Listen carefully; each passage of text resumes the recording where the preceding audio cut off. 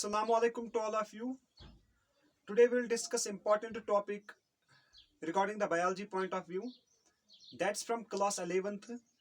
इसमें हम आज डिस्कस करेंगे what is living and what are the basic features of a living organism.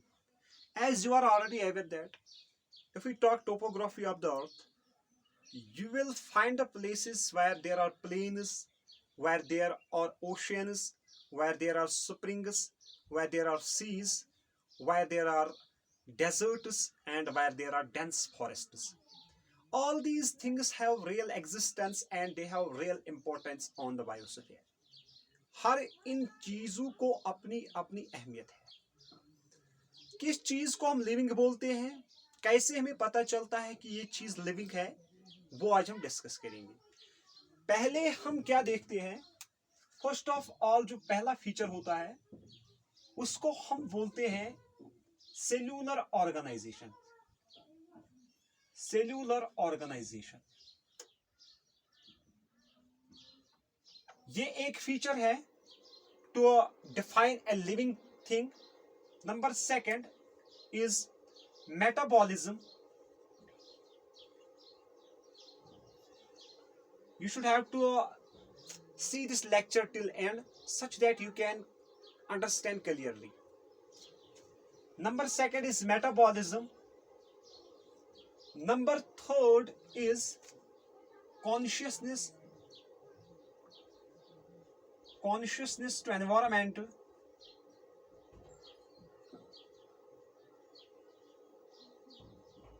Number fourth is reproduction.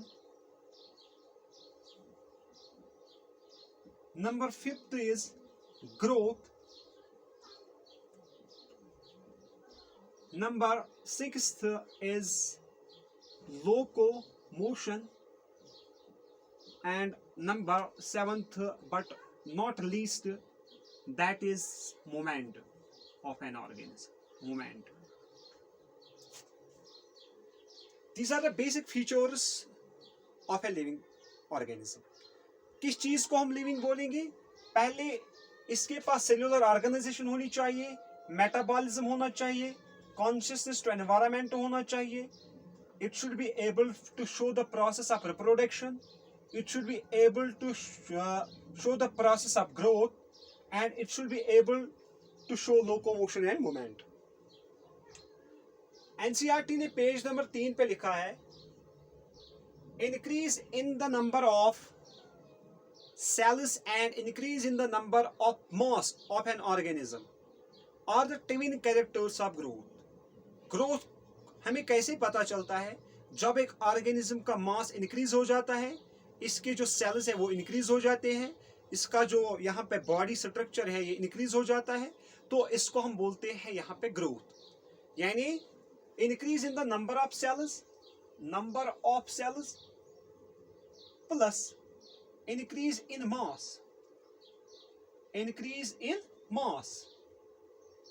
These are the twin characters of growth. इनको NCERT ने page number 3 पे mention किया है, लिखा है these are the twin characters of growth. ये दो characters है किसके? ग्रोथ के। But growth is not considered as the definite property of a living organism. Why? I will explain. If we talk some non-living things, for example, if we talk mountains,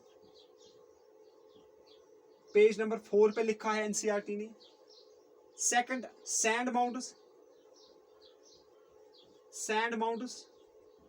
number third boulders.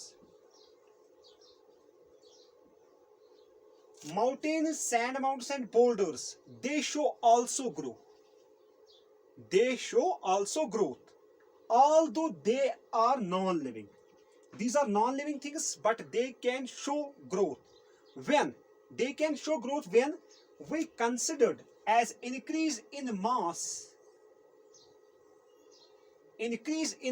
of an organism and number of cells of an organism, इन दो characters को हम क्या बोलते हैं? Twin characters.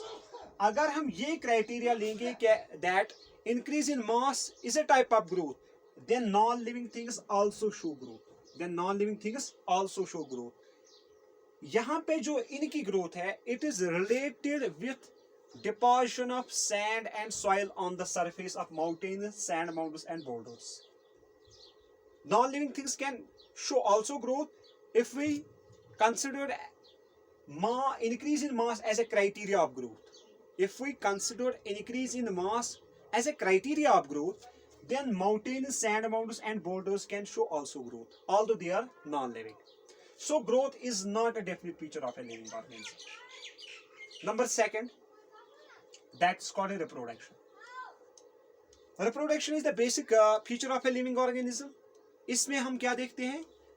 It is that property of a living organism by which it can produce the new youngins which are same or identical as that of the parent, or it may be different depending upon the type of reproduction. The process of production of the new young ones is called a reproduction. अगर हम reproduction की बात करेंगे, reproduction भी एक definite property नहीं है living organism की. Why? अगर हम बात करेंगे for example sterile honeybees. Number second, in fertile human couple. Number third, that's called mules. Page number 4 पे मेंशन किया है एनसीईआरटी ने इन एग्जांपल्स को. Number 5th is tinny. Number 6th is cirrus. And number 7th is ligin. These are all living organisms. Sterile honeybees, infertile human couple, mules, tinny, cirrus and ligin. These are all living things, but they do not show the process of reproduction. They are unable to show the process of reproduction, although they are living. So we can say that reproduction is not the basic property of a living organism. Because there are some living organisms which do not show reproduction, or there are some non-living things that show growth. So we can say that growth and reproduction are mutually exclusive events. Growth and reproduction are mutually exclusive events. ये mutually exclusive events है. और page number 4 पे लिखा है NCERT ने, in higher plants and animals growth and reproduction are mutually exclusive events. Neither growth is a definite feature of a living organism, neither reproduction is the definite feature of a living organism.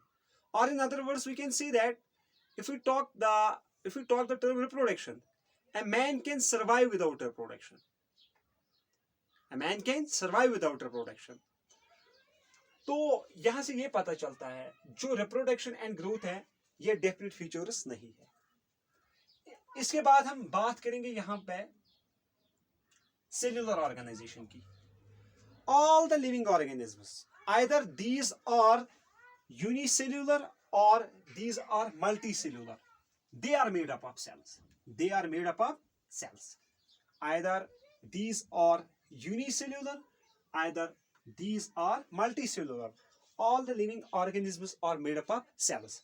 And you know that cell is the basic and fundamental unit of life. Why? Because it shows all those properties which a living organism can show. A cell can show respiration, a cell can show reproduction, a cell can show metabolism, a cell can show growth. So we considered it as a basic unit of life. Cells when combined they form tissue. Tissue when combined they form organ. Organs combined they form organ system. Organ system combined they form organism.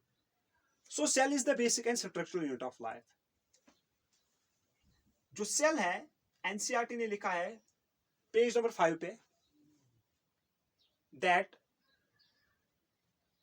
property of tissue is not present in the constituent cells. property of tissue is not present in the constituent cells, but it arises due to the interaction among the cells, or it arises due to the underlying interaction among the cells. जो property एक cell में है, tissue में भी वो है property, लेकिन जो प्रॉपर्टी टिश्यू में है वो सेल में नहीं है. It is due to the interaction among the cells. Tissue की एक अलग फंक्शन है, सेल की एक अलग फंक्शन है, लेकिन cell is able to show all those processes that a living organism can show. It should be remembered here that cell combine to form tissue, tissue combine they form organ, organs combine they form organ system combine they form organism. So we can say that ये जो cellular organization है, for example cellular organization अगर हमने देखा है जो lover class lover vertebrae जब हम पढ़ते हैं इनवर्टेब्रेट ज़ूलॉजी, उसमें हम देखते हैं कहीं पे सेल्यूलर लेवल ऑफ ऑर्गेनाइजेशन, कहीं पे टिश्यू लेवल ऑफ ऑर्गेनाइजेशन और कहीं पे organ system level of organization. जहाँ जब हम आगे चलते हैं फाइलम्स में, तो जो मॉडिफिकेशन है नर्वस सिस्टम है, जो डाइजेस्टिव सिस्टम है, जो एक्सक्रीटरी सिस्टम है, ये मोर एडवांस हो जाता है जो ही हम अपर की तरफ चलते हैं किसमें, इनवर्टेब्रेट ज़ूलॉजी में. So cellular organization becomes the definite feature of a living organism. Cellular organization, it is a definite feature of a living organism. लेकिन अगर हम इस रिप्रोडक्शन को देखेंगे, reproduction it may be asexual, it may be sexual. और अगर हम बात करेंगे फंगस की, इसमें जो रिप्रोडक्शन होती है it is due to the formation of spores. यहाँ पे फंगल जब रिप्रोडक्शन करता है, it forms spores, asexual as well as sexual spores. अगर हम बात करेंगे filamentous algae, filamentous algae page number 4 पे लिखा है, और we can see that filamentous algae number 2 हम बात करेंगे यहाँ पे प्रोटोनोम ऑफ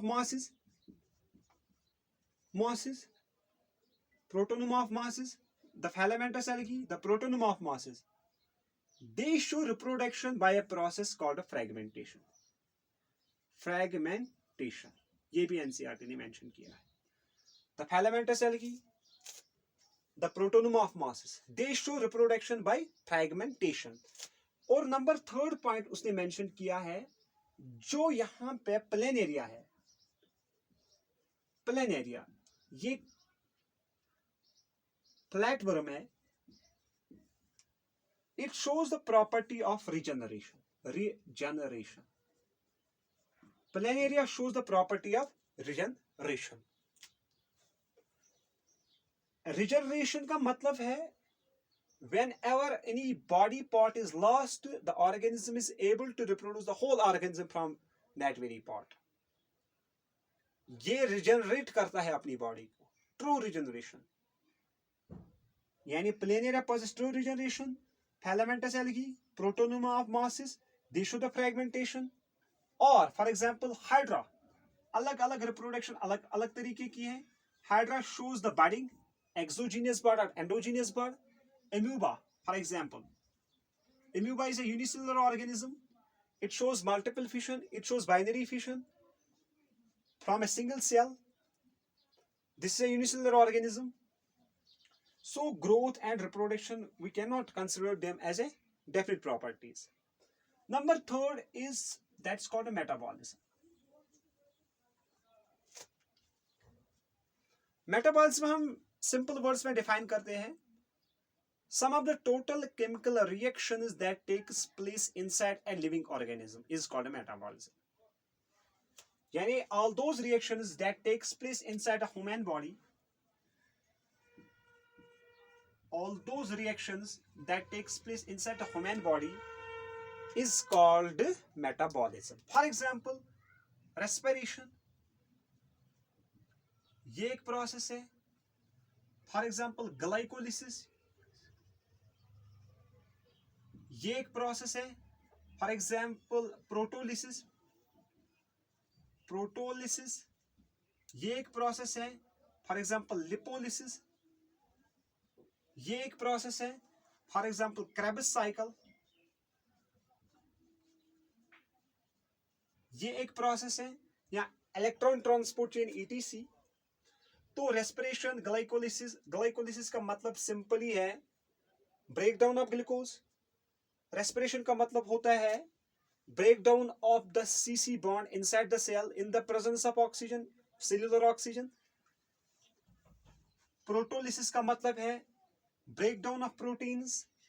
लिपोलिसिस का मतलब है breakdown of lipids. Other processes are also included in this metabolism.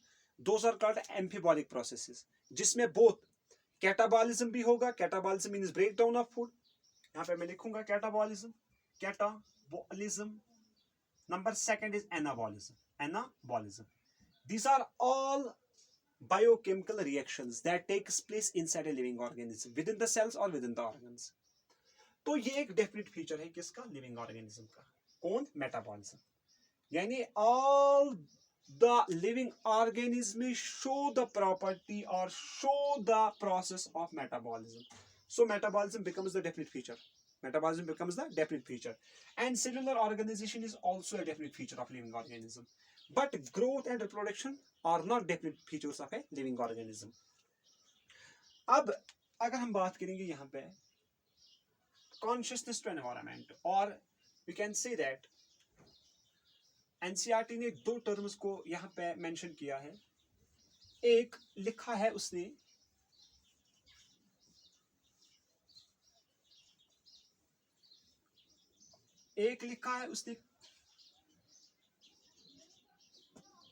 Consciousness to environment. Living organisms के पास वेल डेवलप्ड नर्वस सिस्टम होता है। For example in case of human beings central nervous system होता है, peripheral nervous system होता है, autonomous nervous system होता है, या सोमैटिक नर्वस सिस्टम होता है। These are well developed in case of the human beings. लेकिन अगर हम बात करेंगे ये जो नर्वस सिस्टम है, it should show the response. This response may be physical response, this may be chemical response, or this may be biological response. अगर बात करेंगे एनसीईआरटी ने लिखा है पेज नंबर 5 पे, कोमा पेशेंट को हम क्या कंसिडर करेंगे?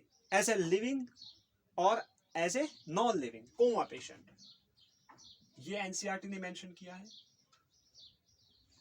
कोमा पेशेंट इज बेसिकली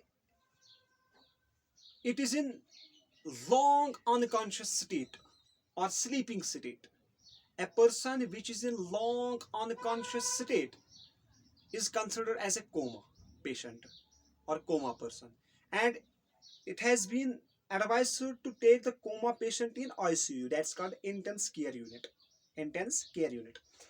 तो जो ICU में कोमा पेशेंट होता है, इसमें क्या होता है? It is unconscious. लेकिन इसका जो यहाँ पे heart, HEART, heart plus lungs है, heart and lungs, these are replaced by ventilator. These are replaced by ventilator और machines. If person is suffering brain damage, actually क्या है पर्सन को? Brain damage. But the doctor replaces the patient by heart and lungs by ventilator. Although हमें पता है कि ये जो पर्सन कोमा में है, इसको क्या प्रॉब्लम है? ब्रेन डैमेज है। इसके जो न्यूरोट्रांसमीटर्स है वो फंक्शन नहीं करते हैं। फॉर एग्जांपल इसमें एपिनेफ्रिन है, एपिनेफ्रिन, और वी कैन से दैट एसिटाइल-CoA। These are the neurotransmitters that carry the nerve impulse from one part of the body to the another body part. इनको हम क्या बोलते हैं? न्यूरोट्रांसमीटर्स। हमें बताना है जो ये कोमा पेशेंट है, ये लिविंग है कि नॉन लिविंग है। एनसीईआरटी ने इसको क्लियरली मेंशन किया है, this is a living, this is a live patient. Although the patient is unable to respond light, ये लाइट को रेस्पॉन्ड नहीं करता। नंबर सेकंड, साउंड को रेस्पॉन्ड नहीं करता, and number third, pain. Visually इन चीजों को ये रेस्पॉन्ड नहीं करता है, ना ये सुन सकता है। It is unable to show the response against sound, it is unable to show the response against light, it is unable to show the response against pain. ये तीन चीजों को ये रेस्पॉन्ड नहीं देता है। कौन? Coma patient. बेसिकली होता क्या है? एक्चुअली इसका जो नर्वस सिस्टम है that's not functioning properly and that is functionless. But जो इसके अलग सिस्टम है, एक्सक्रीटरी सिस्टम है, रेस्पिरेटरी सिस्टम है, और in other words we can say that circulatory system है, दे आर फंक्शनिंग प्रॉपर्ली। इस कोमा पेशेंट, क्यों एक पेशेंट कोमा में जाता है, क्यों इसकी ये कंडीशन होती है, इसके इसके बहुत सारे रीजंस हैं। पहला रीजन है, कभी कभार होता है दैट्स कॉल्ड डायबिटिक और इंसुलिन शॉक। डायबिटिक और इंसुलिन शॉक, इसमें क्या होता है, जो हमारी बॉडी की नॉर्मल ग्लूकोज लेवल होती है, that ranges from mainly 90 to 120 mg per deciliter, or in other words this is 80 to 110 mg per deciliter. This is the normal concentration of glucose inside the blood. इस जो जिसमें insulin shock होता है, या we can say that diabetic shock होता है, इसमें जो ग्लूकोज लेवल है ये सडनली फॉल हो जाती है। जो ही ग्लूकोज लेवल सडनली फॉल होती है, उस टर्म को हम क्या बोलते हैं, डायबिटिक शॉक और इंसुलिन शॉक। और in other words we can say that जब ग्लूकोज लेवल 70 mg पर डेसीलीटर से फॉल होती है, डाउन हो जाती है, we say such a condition as hypoglycaemic condition. इसको हम क्या बोलते हैं, हाइपोग्लाइसीमिया। हाइपोग्लाइसीमिया में क्या होता है, ग्लूकोज लेवल फॉल हो जाती है, and it results in इनएडिक्वेट supply of oxygen to the brain tissue or to the nervous tissue of brain, that results in headache। यानी अगर सडनली फॉल हो जाएगी ग्लूकोज की लेवल, उसमें भी एक पेशेंट अनकॉन्शियस हो जाएगा तो ये कोमा में चलेगा, चांसेस है।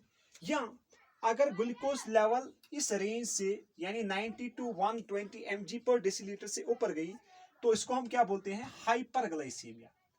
हाइपरग्लाइसीमिया, इस हाइपरग्लाइसीमिया में फिर वाइटल ऑर्गन्स भी इन्वॉल्व होते हैं, लिवर भी इन्वॉल्व होता है और किडनी प्रॉब्लम भी होती है, वो अलग टॉपिक है।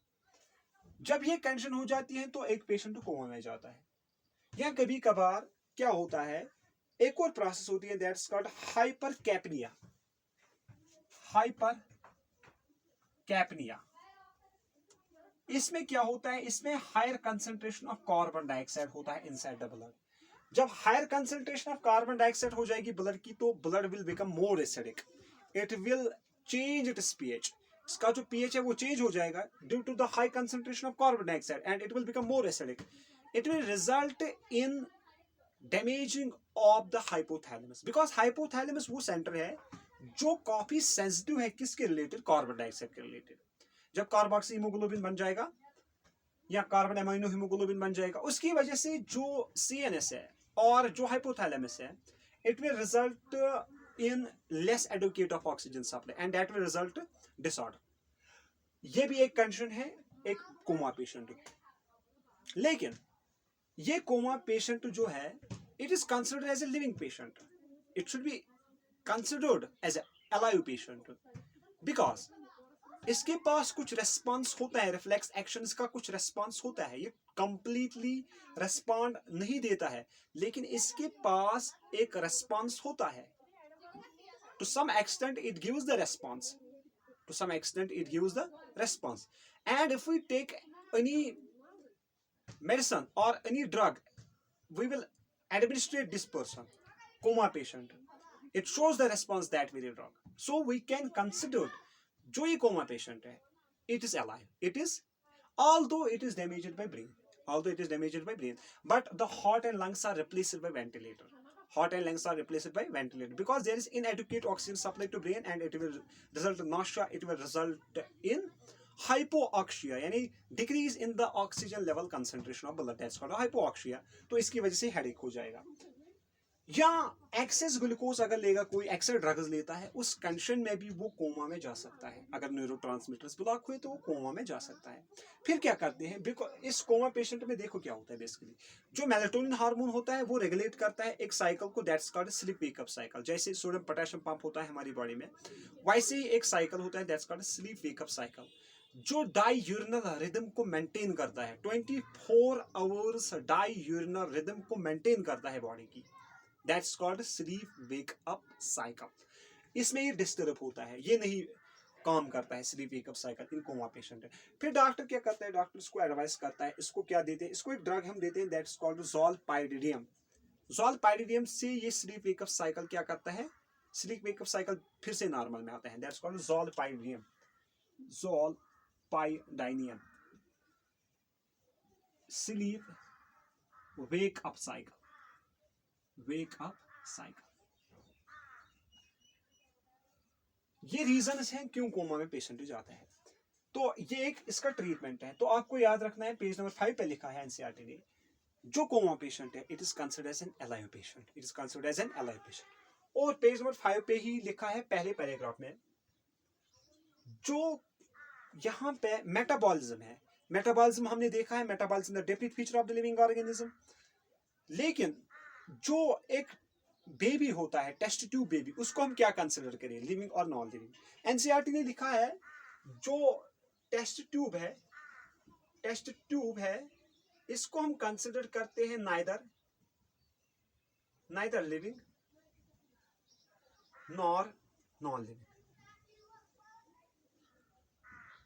ना तो हम इसे कंसिडर करते हैं लिविंग, ना इसे हम कंसिडर करते हैं नॉन लिविंग। लेकिन जो भी रिएक्शन आउटसाइड द बॉडी हो रही है in vitro conditions under extensive laboratory में, जो हम यहाँ पे रिएक्शंस करते हैं, मेटाबॉलिक रिएक्शन जब हम करेंगे outside the body of an organism, ये एक नॉन लिविंग भी कंसिडर होती है, एक लिविंग भी कंसिडर होती है। लेकिन एनसीईआरटी ने लिखा है दीज आर रियली, यम हसा we can say that these are really sure events, और in other words we can say that NCERT ने लिखा है these are surely living reactions, these are surely living reactions। इनको हम surely living reactions बोलते हैं, किनको, that is metabolism of the example we can say that जो test tube भी हम लेते हैं, these are we can say that surely living reactions, these are surely living reactions, but we does not consider as completely living reaction, or we cannot consider it as a true living reaction, but we can consider surely living reaction. This was a little bit regarding the what is living। आपको याद रखना है living क्या होता है। living simple words में वो होता है जिसके पास एक प्रॉपर्टी होनी चाहिए, it should be able to respond to the environment, either physical response, chemical response or biological response। Number second, इसके पास एक लेवल ऑफ ऑर्गेनाइजेशन होनी चाहिए, either cellular or whatsoever। Number third, it should be able to show the process of metabolism। लेकिन जो growth and reproduction है ये important नहीं है, ये these are not considered as the basic properties of a living organism, but consciousness to environment, metabolism and cellular organization, these are called mutually inclusive events। consciousness, number second cellular organization,